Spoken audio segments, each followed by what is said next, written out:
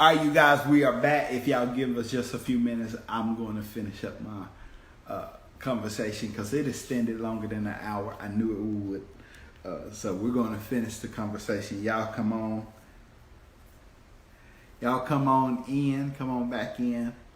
Like I said, we're back on. For my viewers, come on back in and join us.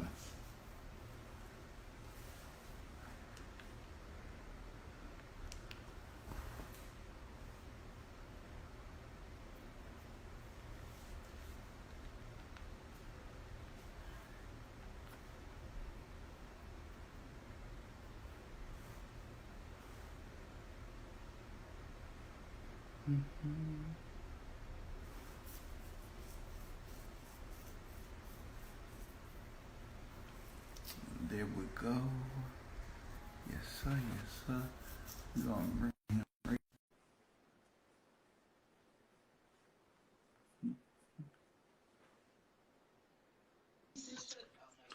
All right, y'all. We back. We back. We back. We back at it. He been here. Yeah. Yes, sir. What's up, bro? Good to see you. That was my roommate and one of our friends. Good to see y'all. Glory to God. Good to see the saints of God in the building. Oh Lord. But back to what we was discussing. Like I said, your speech impediment is good, brother. You or your stuttering problem, whatever. You good. But yeah, so let's take parents sending their kids back to school during Corona for an example. Mm-hmm. In this scenario, the parents have essentially become the teachers. And what I mean by that is the parents are now having to deal with their kids all day long. And so now the parents are understanding what the teachers have been trying to say. But instead of the parents doing what they should and like letting their black child know that this is okay, the parents are now saying, oh, take them back. I don't want them here no more. Send them back. And so as black children, there is no real cultivation. There is no real this is why you're acting the way you're acting. This is why people are treating you the way they're treating you. No, it's none of that. It's straight up just, well, send him to school or send him home. But there is no village to cultivate them. If you know what I'm saying? And so you brought up the village, and in my opinion, there is none. It's very much the child learning by themselves and growing by themselves. Exactly. And I'm so glad that you said that because I look back at my childhood and I say this a lot of times when I'm speaking, and I told y'all this on the Zoom call. I was always told I talk too much, and so for me, I looked at it saying, I guess I'm just a talk. I guess I must be crazy because I talk too much. Can't nobody and keep up with me. And it was my third grade teacher, and when I really got to community college, they said, "Well, you're talking too much and bad. It's just what you talking about." And a lot of times, my talking too much gets me in trouble. Mm-hmm. I know that feeling. My talking too much gets me in trouble. A lot of trouble that I got to talk my way out of and just be honest and say, I said it and did it and just keep it moving. And for the longest time, I said, well, if that's a problem, I'm going to be quiet. Mm-hmm. On top of the medication that they decided to put me on, and my mother felt like at the time was right. And I'm not mad at her and her or my father for doing that. They felt like this is what was right at that time. But for me, the third grade teacher said, no, that's not right for him. Y'all let him be a kid. It's okay for him that he learns this way. If he learns standing up and doing a toe tap, the teacher and the professor just gonna have to deal with it. If he got an A or B in the class, you gonna tell him to stop toe tapping? And so when I got to community college, I would tell my professors, look, I might get up and stand in the back. I hope you're comfortable with that. I can't be confined to a seat all day. I might need to move. I might beat on the desk. But believe me, I'm taking in everything you're saying. When you get that test or you give me that project, everything that you have talked about, that we have, I'm going to have it.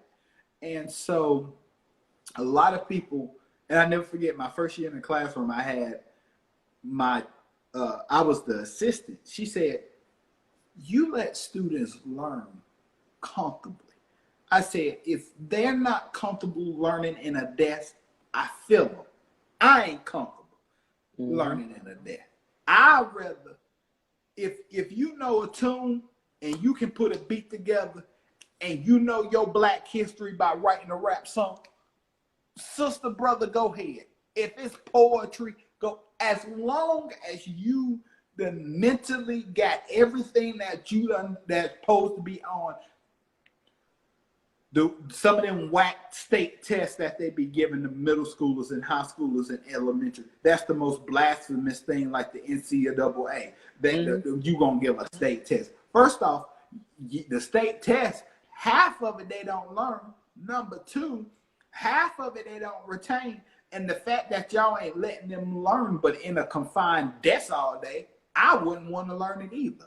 And that's the issue. You know, it's a lot less of learning what I need to survive and a lot more of learning things I don't need or won't ever use. You know, as black kids, when we were segregated, and you know, we don't have to get into this because I have a very unpopular opinion about it. But we when used we to were learn life skills in school. exactly, we learned exactly what was required from us, especially as black people, to not only live and thrive in a black world, but live and thrive in a white world. We learned both lessons. Your barber Today, school is at your HBCUs. exactly. Today, it's a lot less of learning how to survive in a black world and a white world, and learning more about how to do what you're told in a white world. Same thing with HBCUs. At HBCUs, you get one of the greatest lessons you may ever learn in life, especially at the HBC Law School. That is, lose your temper, lose your case. That's teaching you how to thrive in a black courtroom and a white courtroom. Because if you lose your temper in the black courtroom, we're not going to listen to you because we're going to fight back. You lose your temper in the white courtroom, we're not going to listen to you and we're going to kick you out. At a PWI law school, you're never going to learn that. Because for the most part, if you're a white person, you go into a courtroom and you start arguing, you lose your temper, you don't lose your job right after. They just say, "Oh, take a break, get you some water, and we'll reconvene next week or tomorrow," or whatever the case may be. Oh, you losing your job if you. Yeah, you losing your job if you. And so, even at HBCUs, this is the closest we're going to get to learning those true life skills that we need. Because public schools and private schools, all owned by white people, they're not going to teach us what we need. PWI is not going to teach us what we need. HBCU is the best way to go. And so when you look at the whole debate of why is this black child moving across the room and why is he talking so much, why is he raising his hand so much, it boils down to the kind of person he is. We are people who were chained on the bottom of a ship and couldn't move at all. And so the first chance of freedom we gonna get, we gonna take it and we gonna run with it. But they want to move like us all the time. But I'll digress on that. Exactly, but that's the thing. They want to move like us. They want to have our hair, they want to have our body, our lips, or what have you. But when it comes time to get into the professional realm, heads too. I don't know why I'm like, I want to have this in the middle. Look, they think if we look good, they look good in it too. But I digress. So I'm glad you said something about law. I watched the documentary. I'm pretty sure you done heard of it. It's called LA 92. It's about the history of Los. You know exactly what I'm talking. See, y'all see, I knew this conversation was gonna get good. As political people and lawyers, you watch that and you see, okay, first off, they beat this man. If by the grace of God, it was a cameraman that was a news. What people don't know, and they don't say it in the video, but the cameraman that recorded the video at the time was a news reporter. So sometimes God just puts you in places at the right time. And my issue with it is, and this is where we talk about how law and politics are not for us as black people, even though if you look at the history, we were elected a whole lot historically before they decided to do some grimy stuff in the history of the U.S. But that's a whole nother conversation for another day. We ain't gonna get into the griminess of U.S. history. And I sit there and I watch those cases, and as a black man that wants to be in that environment, I said to myself, how do I not get upset when I see this man beaten by people that were sworn in to protect this man? No matter, and see, this is my issue with a lot of law. You know where I'm going. They'll give the whole record of the brother or sister before they'll look at this man as a human being. Prime example, the shooting in Texas. That daggone cop saw that red carpet. See, me, I would have asked the question, how you don't see a red carpet? You need to go see an eye test now. Because if your eyes is bad as an officer, you don't need to be seeing no cop. I need your eyes to be good. Your eyes was good when it was time to pull that trigger though. This is my thing. Look, they got perfect aim when they pulled the trigger. That's crazy part. Good aim. Had good kill shot aim. This is my thing though. They tried to dig up so much dirt on this man, and all they could find was, oh my gosh, he had a 3.9 GPA in college. And I said, not all of us, y'all assume that all of us got a criminal background check as soon as one of y'all kill us that got a badge on. Or one of y'all try to discriminate against us at a job. And I look at it and I say, what a lot of African Americans don't realize we fight for, no matter if we know you guilty, because sometimes John did it. Let's just Indeed. Sometimes Nook just did it. We gonna fight for Nook, but sometimes Nook, you did it. You know you went in there and robbed everybody in that store. No, you did. Sometimes Nook just did it. And see, you're absolutely right. And I'm in complete agreement with you in that regard. A lot of times, we say, we go out and we protest all these different names and stuff. But sometimes Pookie and Ray Ray did it. We know they did. We watch. It's on camera. So free poop on camera, robbing everybody in the gas station. Poop can't be free. I'm sorry. And so you need to decide when it is that you are going to fight the revolution that we all need. Because not everybody needs to be freed, and we need to be able to discern what the difference is. Now, personally, I'm not a fan of Candace Owens. I'm really not. But there are some things that she has said that reign true. The idea that we as Black people, make martyrs out of people who should not be martyrs, it's appalling to me. Because we have people who actually didn't do nothing wrong that get overlooked. Breonna Taylor was overlooked for a long time. George Floyd was overlooked for a long time. Ahmaud Arbery overlooked for a long time. But then we have people who are we have video evidence that, they did something wrong. And no, they shouldn't have been shot, but they still did something wrong. It's like, where will we as a people draw the line and say, this is what the revolution is about? And this is not what it's about. This is what we stand for. This isn't what we stand for. You know what I'm saying? I agree with you on. I totally agree with you on that, because I look at it and I say, especially when people look at me and say, "Oh, you're an independent. You're for Trump. You ain't for Black." Boy, hell, hold on. First off, check my track record. Even with the mistakes I made, sometimes being radical about my community and trying to say Nook and Fluke didn't do it, because I don't want to think Nook and Fluke didn't do it all the time. And I look at it and say, no. If right is right and wrong is wrong, and when you're wrong, you have to stand up and say you're wrong. When you're right, you stand up and you fight for what is right.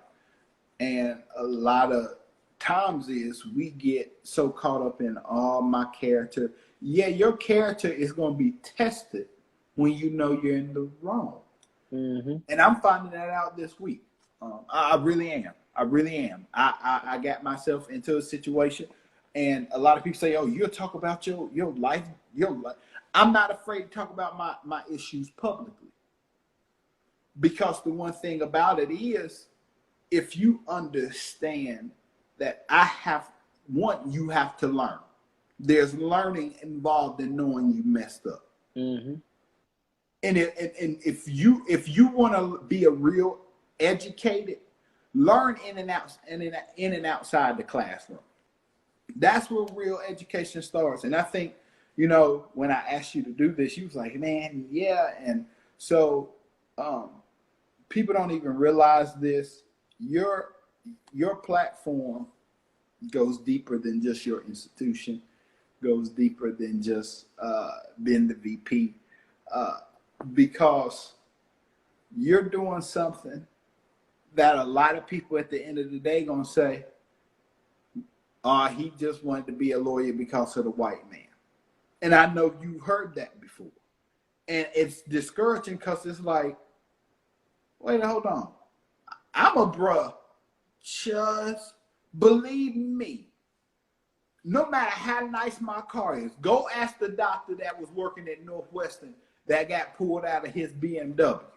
Go ask him about it.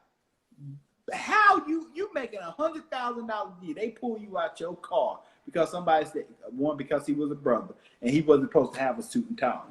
That's what happens to us, y'all. Yeah, they think lawyers, black lawyers, male and female, we good, because y'all know somebody in the system. Nah, they don't like us, especially if we fighting for Nook, and we know Nook didn't do it. And that's the thing. And I wrote a thesis about this. Give me 1 second. Yes, sir.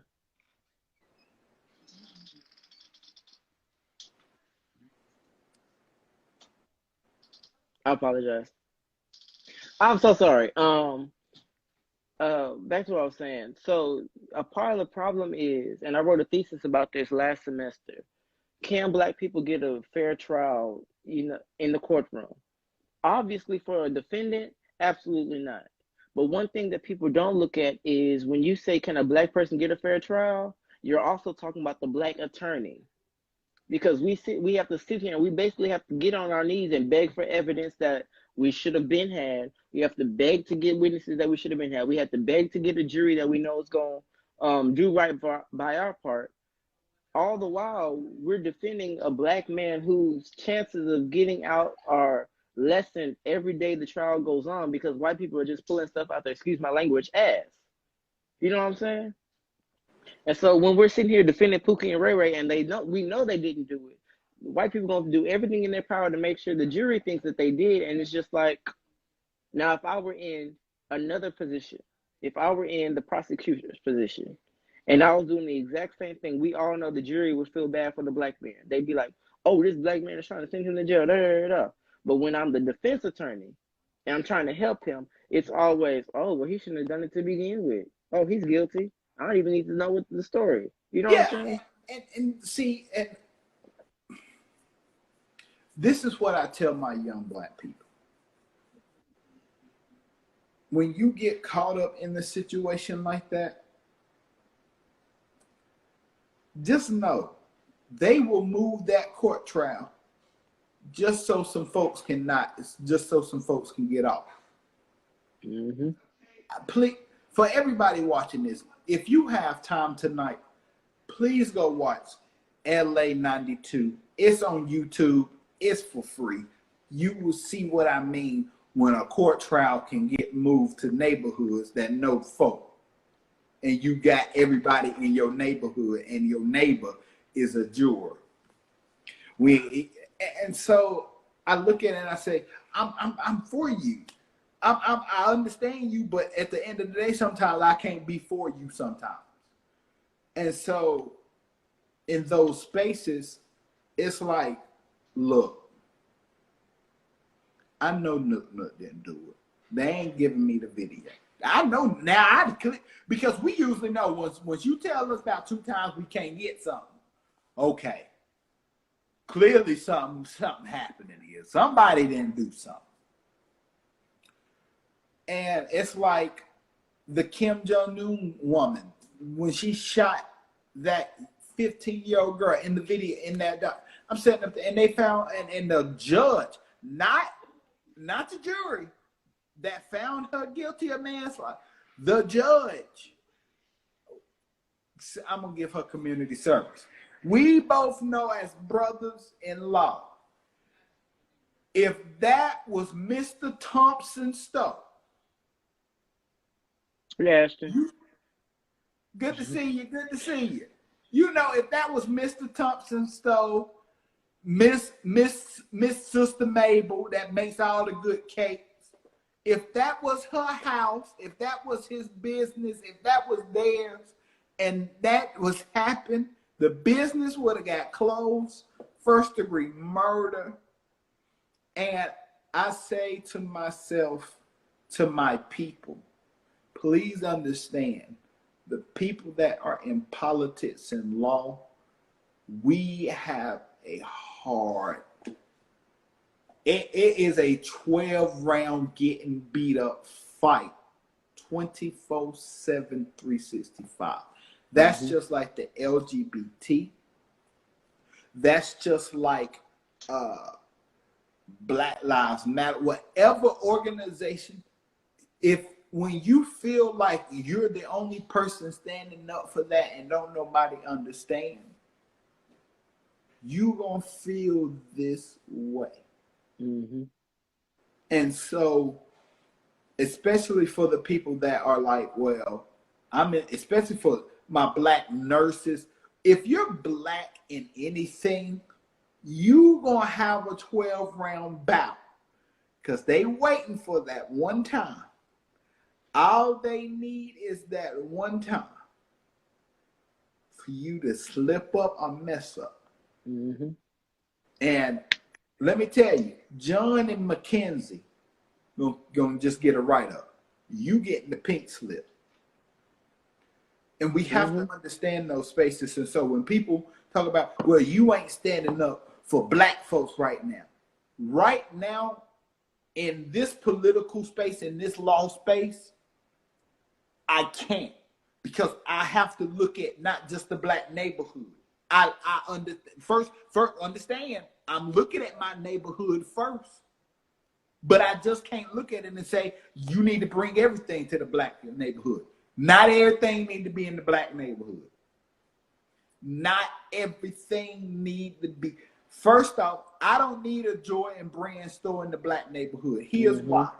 Y'all ain't even gonna go to work good, because y'all gonna be standing outside the line of the Jordan brand stuff. We gotta fix some stuff, y'all. That's what I'm trying to get.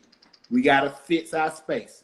Instead of spending them $300 on Jordans, put them $300 back into an investment fund for yourself later. And see, and this gonna be my last point, because I don't want to.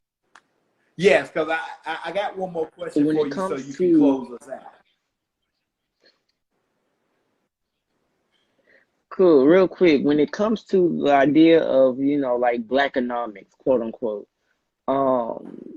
we don't realize that the Black dollar is one of, if not the most powerful thing in this country, aside from the Black vote. And when we learn how to use the Black dollar to invest in our own communities, then we'll see, some true change. And I'm not talking about like shoe stores. I'm not talking about hair stores. I'm talking about like Black businesses that are specifically built for the edification of the Black man, the Black woman, the Black child, the Black community. You know what I'm saying? Yes, but I sir. digress. That's when we will see true change. Y'all, as we close this thing out, I got one more question for you as we close this thing out. First off, thank you for joining me. Two-part Thank you for session, having me. This is the first 2-part session, and we're gonna do this again. Like I said, all the other VPs, y'all better prepare, because we coming for y'all. I'm putting it in the group chat. My last question would be, To the incoming freshmen, I concluded a conference a couple of weeks ago for incoming freshmen. What would you tell an incoming freshman that something that you didn't know that you know now as a sophomore? Give me something that you would give a little piece of advice that you would give them going into embarking on this new journey. So first and foremost, the lesson that I had to learn, behold, your talent is going to get you places that your character cannot keep you. You can be the smartest person in the room, the greatest singer, the greatest writer, the greatest artist, the greatest whatever. When you interact with people, people are disappointed, depressed, they don't want to interact with you anymore, then your talent has you up here, but your character gonna bump you all the way down to here. They have to align, and if your talent doesn't align with your character has to be boosted the highest. You can have your talent down here and your character be up here, and that's perfectly fine. But your talent will get you places your character cannot keep you. That's one thing. The second thing that I have to say to the incoming class of 2024, is be yourself and know yourself. College is full of changes and transitions and, basically unlearning everything that you've learned for the past 16, 17, 18, 19, 20 years. So be yourself. Be the kid from high school. Don't come to college and rewrite your history. Don't come to college and say, oh, the top of my class, and it's not true. Because one, it's going to get out, and two, it's going to eat you in from the inside. But also learn yourself. You can come to college and be completely straight and end up gay after 4 years, and that's completely okay. Learn yourself. Learn what you like, what you don't like, who you want to be, who you don't want to be, because we are the generation of change, the generation of promise, and the generation of forward thinking. We cannot sit here and be dogmatic and stagnant in how we view things, how we look at things, especially ourselves. There it is, y'all. I ain't got nothing else to say. That was the benediction. Oh, Lord. That was the benediction right there. Glory to God. For all my students back in school, go to class, please, and thank you. Please. Go to class, show up. If it's on Zoom, turn your butt over. Look professional a little bit. At least upper look professional. And get on Put that. a t-shirt on at least. You don't have to have no 3-piece suit on. None of that. You don't have to do that. Yes. To all my students from your institution, please thank y'all. Understand y'all have a wonderful brother here. Y'all really do. Thank you. Please support him back. He's fighting for y'all. Believe me, support him. If he not, say it, but make sure it's constructive criticism. And he don't be coming out here criticizing. I got to say that. So please back this brother. Again, I thank you. I'm going to let you go because your roommates is like, look, bro, you've been in that seat all day. It's time to get the kickback started. It's time to get the kickback. I ain't mad. Brother, but no. I'm going to let you go with your thank you. You be good. You too. Yes, sir. Well, you guys, that's it. I'm signing off. Thank you to both of my guests tonight. I am taking a break from social media. So y'all will not see me on Instagram. You will not see me on Twitter. I'm taking a break. So please don't look for me. I'm just making that public service announcement. Thank you, my brother. Tell your friends I said I appreciate them for letting me have you for a little bit. Tell them y'all enjoy yourself. But I'm taking a social media break just to clear my mind. So after this, you won't see me until the new series in September. So yeah, I won't be back on till September. It's your boy. I'm signing off. Y'all know who it is. It's your boy Charles. But y'all know when I'm on this mic, it's just a young man telling his story.